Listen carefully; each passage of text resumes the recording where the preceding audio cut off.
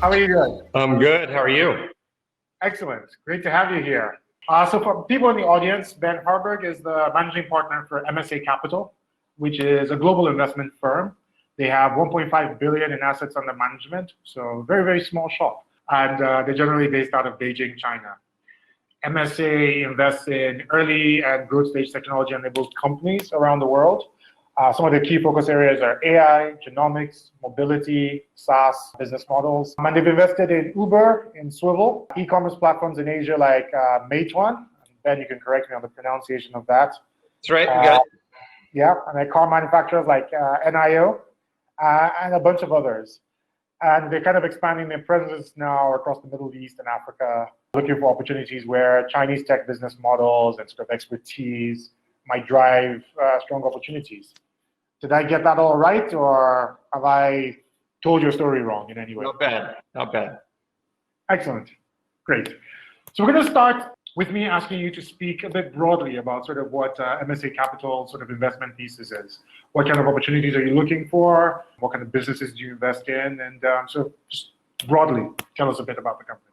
Sure. So obviously what we do in China is quite different from what we're doing in emerging technology markets.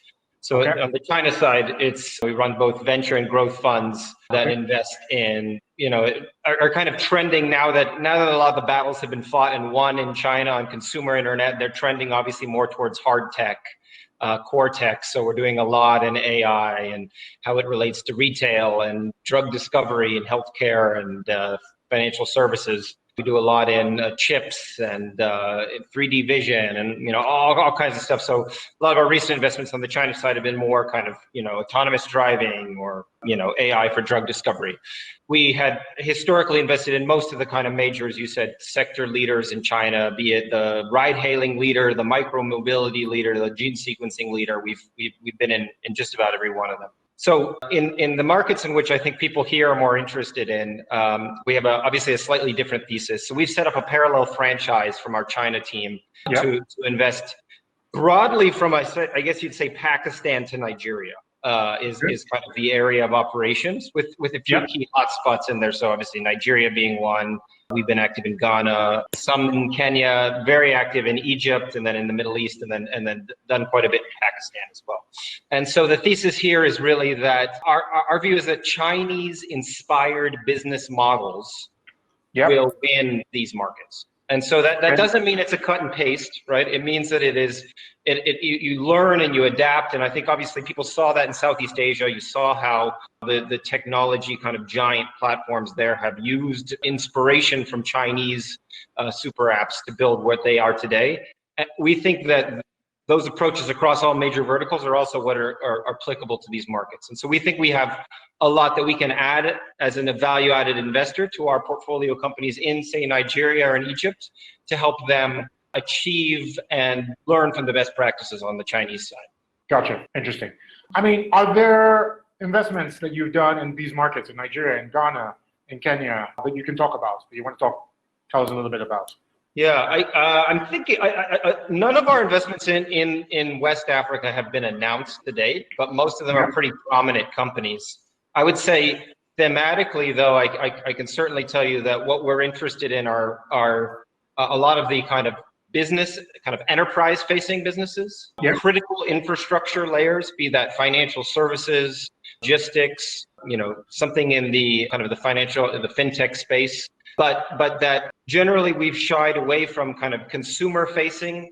We've other than Swivel, which obviously has some Pan-African operations, we haven't done a lot in mobility or in things that are too dependent on the end consumer. So what we're interested in is finding those critical infrastructure layers in businesses that address the broadest possible population, aren't easily moved from their spot, and are critical to the day-to-day life. And we had been doing this for the last 18 months, and certainly in the COVID environment, those businesses have all been thriving, and the numbers, if we look year on year or even month on month from say April to May, every business we've invested in the continent has been seeing major growth.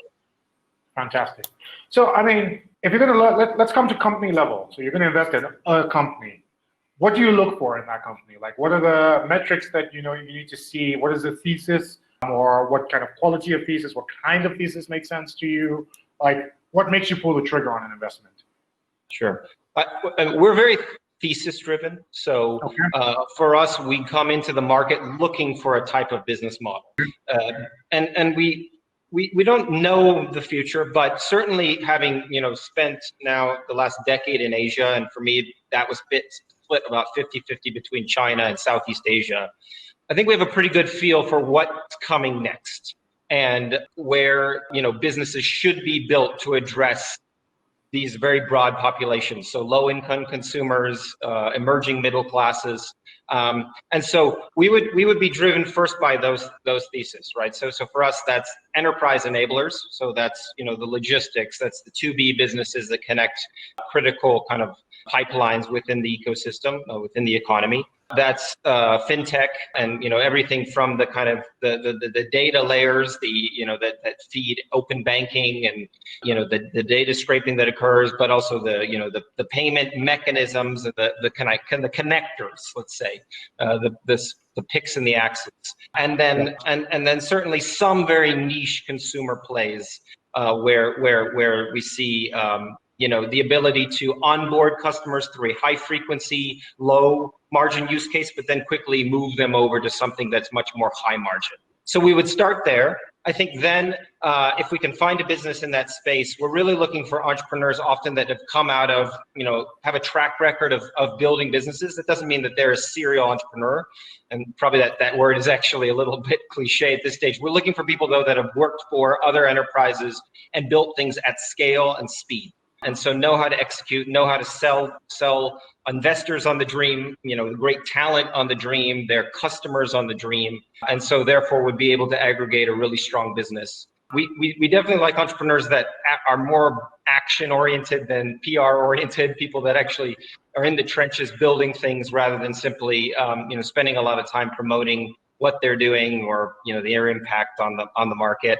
And then we're looking for healthy businesses. I think that we don't believe in these high cash burn to acquire customer business models. We think the unit economics need to make sense up front, and then we start with maybe something that's lower margin, they said, but then have in their product pipeline and in the kind of the roadmap the ability to build out much more robust revenue streams at much higher margins as they evolve the business. So those are what kind of we generally look for. I think it's really interesting. I guess I'm going to ask a little bit about the specific moment we're in, sort of digital transformation perspective. You've talked about the fact that quite a few of your companies in this region are doing quite well within this particular moment. What's been positive, what's been negative, and what do you see as an accelerant within this particular moment? Sort of COVID, pandemic, the economy. Yeah. So I have been working in China since SARS hit in 2003. That was a massive moment for the economy there, and particularly for what we focus on, for technology. I don't think it's talked about enough, and I don't think the world is really looking at what happened in China 17 years ago as a roadmap for what's going to happen to the rest of the other ecosystems. The reality was that it reshaped the competitive landscape. It reshaped how consumers adopted technology and engaged with technology, and it reshaped how corporations built their businesses and oriented them, right? So it really made China 17 years ago, and it has evolved, and obviously we've increased in penetration, but it made China the mobile-first market it is today, right? It made it so everything we do from fintech to e-commerce to entertainment is all through our phone. I've never even been into a bank branch in China. I don't know what they look like. I've never been inside a big box retail. I've certainly been in higher end shopping malls, but I've never been in a big box retail store in China. We buy everything through JD, through Alibaba, whatever. And the way that even offline businesses are used was reshaped by SARS, right? So the offline retail outlet became kind of a showroom. Right? It was a storefront to kind of show people the quality of your products and how they might look on you, but ultimately the business is going to be done online. So we really just use the offline retail points as catchments to bring people into the online platform. And so I think that this is a massive moment for the Middle East and Africa, because you had in these markets really low e-commerce penetration levels, generally low mobile payment levels, save for obviously some standouts in Africa. You had just an overall very low level of technology adoption to the extent that we are accustomed to in China. And this is that kind of unexpected catalyzing moment that we believe will force people onto these online platforms, and they'll never leave. I mean, there will certainly be a downtick, but they will never leave. China went from, single-digit mobile e-commerce penetration rates pre-SARS to today where we're at 36%. The Middle East, many parts of Africa are 1% e-commerce penetration levels, right? So, that is going to radically change because trust will be built, right? People didn't have trust to use these online platforms. They thought maybe their password's going to be stolen, their money's going to disappear, the t-shirt's not going to come in the size and color that they ordered it. This forces people to realize, wow, it's a lot easier to order my groceries, through a platform like this. It's a lot easier to order my food. So we in China today, our portfolio company, Meituan, we do 600 million food deliveries a month, right? I mean, it's just ridiculous. And the US is nowhere in that stratosphere because they never had that critical pain point that forced people online. And this, we believe, is that moment for this region. So if I'm an entrepreneur today sitting in Africa, you couldn't have asked for a more perfect moment to build a business. I mean, I think it's really interesting because we've talked earlier in this sort of session today, or in a different session earlier today, about the fact that, if you're a tech business, you need to be onboarding customers as quickly as possible at this moment, and you need to figure out what your lock-in for those customers is so that, they don't churn once this moment is over. And I think one of the key things in terms of how well this transformation happens, how locked in these customers are, is also how long the lockdowns last and how long these, because the longer the lockdowns are, the more sort of people get familiar with these things. There is the opportunity that maybe people try them and then churn later, but the longer it lasts, then the more likely it is that people actually will stay locked in. And I think to your point about sort of digital transformation, people moving into sort of online payment platforms and online payment mechanisms. I mean, we've seen one of the biggest banks in Nigeria, Access Bank, has just sort of done a massive layoff because they've looked into the future and they've said, we don't need these many physical branches. We don't need these many people sort of on ground servicing people when we're building out all of these sort of like digital tools. And so we're seeing that in sort of the big bank sort of area, but of course, sort of the fintechs, whether it's your Paystacks and your Flutterwaves, this is also their moment to sort of, as aggressively as possible, ramp up sort of onboarding of people onto those platforms. So it's an interesting moment. I guess I want to talk about risk. So what are the risks that you see in the immediate term, and then your risk, how you assess risk for Africa in general and for your Africa businesses. You've done business in China, so you have the lessons from there. So what are the risks that you see from your perspective? Yeah, the difficulty we face in Africa, or the market faces, I think, is a lack of general proof in the pudding, right? You don't have a lot of big exits. Jumia is, for all intents and purposes, a failure. I don't know if anyone made any money out of it in terms of an investor. Certainly it was very successful in showing a proof of concept and building a mafia and whatever, but I think that investors who are seeking financial returns have yet to really get anything out of the continent. And I think a moment like this is going to challenge that. And you had, Africa was kind of getting hot there just pre-COVID, and, we're starting to see, frankly, some pretty astronomically high valuations in the rounds that we were looking at, multiples that didn't make sense on any standard, US, China, anywhere. And I think the other challenge is obviously a lot of the African, kind of the funds that have focused on Africa to date are largely backed by development money. And so there is historically been, I think, also maybe a tendency to look at businesses that might, create development and employment, but don't necessarily actually launch forward and create businesses that are going to create a lot of shareholder value and therefore return capital and create that necessary flywheel that we enjoy in China, right? I mean, the amount of liquidity unlocked in China just over the last 5 years is astronomical. And therefore, every investor in the world is flooding to the market, and every major VC fund set up their franchise in China. And so I think that there's a challenging moment for this market. And I think entrepreneurs need to be very level-headed also as they look at valuations. I mean, I really worry that there's kind of these exotic premiums that have been placed on rounds in the market. And the question is, if things get worse in Africa, are those investors who kind of forced those high valuations or accepted those high valuations, are they going to stick around? And are they going to be there, 5 years from now? We as a fund are all in on this. We are clearly, and we're using money that is not development driven. I don't have any investor today asking me to invest in Africa. If anything, I'm probably going against what my limited partners want by being in the market. But we are here because we think that this is the last underpenetrated and highly attractive market and undercapitalized market that remains on the planet. South America is already now full of cash. Africa, Southeast Asia has plenty of capital. So this is it, really. And so we're all in, but I don't know how many other funds that we bump into that are pushing those high valuations and forcing entrepreneurs to live up to those numbers are going to be around in 5 years. And so I think right now it's critical that entrepreneurs think about building businesses that are sustainable, taking on capital from the right people at the right valuations, and building real businesses that maybe don't become the next billion-dollar exit, but actually can return capital and can be bought and merged and acquired by someone else and build something that is valuable to the global technology platforms as they approach the African market, and therefore can create value for them. And it's that flywheel. It's those entrepreneurs that start a business, sell it, and start another one that create the flywheel, because then their investors come back for more, and it ultimately creates a critical mass that will drive the market forward. Fascinating.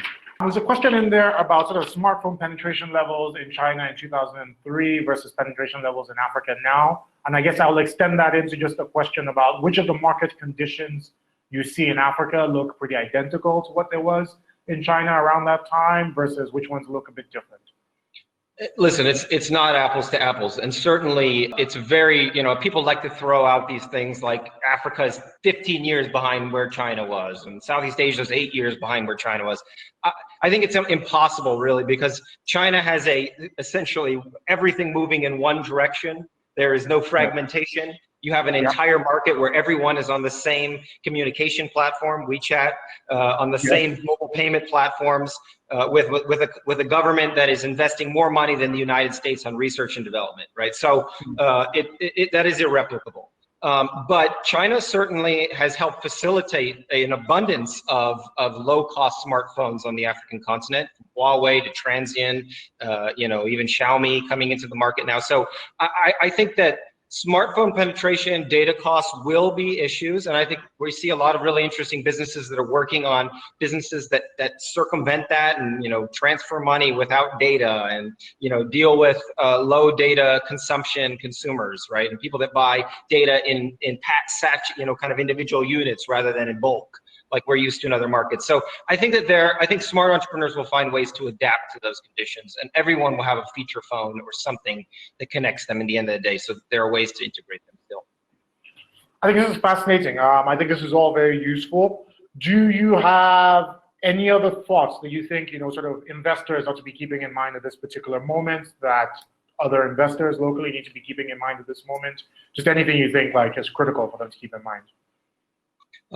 Listen, I think it's a challenging but a really exciting time. I think even if lockdowns reopen, which they will, and people are going to come out pretty soon here, as long as a few of the critical kind of thought leaders and the mavens, as Malcolm Gladwell calls them, kind of were influenced over this period, they're going to drive influence around their kind of communities towards these technologies. And so, I think that the world gets it now that you need low physical infrastructure businesses and kind of fragmented and dispersed working teams and ability to adapt business models very quickly. So regardless of when things end here, this change is here to stay. And so I would encourage entrepreneurs to think about building the deep critical infrastructure layers that this market needs to build its tech revolution on, rather than thinking about the quick win end of the pipeline businesses that are going to be high cash burn, often end in tears, and don't necessarily generate the core infrastructure that's needed to move all of us forward. Fantastic. Thank you so much for joining us, Ben. I'm going to pull this to a close now, but really appreciate your presence. We have another investor session going on now if you want to join us in there, but it's been fantastic having you. Thank you for taking the time.